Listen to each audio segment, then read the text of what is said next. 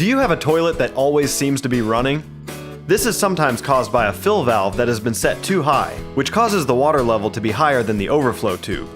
All fill valves are adjustable. Here are a couple common examples. This one can be adjusted with a screwdriver. And this one is adjusted by moving the float up or down manually. Because a water level that is too low may cause a weak or improper flush, you will want to check to make sure that the water fills to the appropriate line in the tank, and readjust if needed. If you have any questions about this process, call Safe House Property Inspections at 757-418-0944.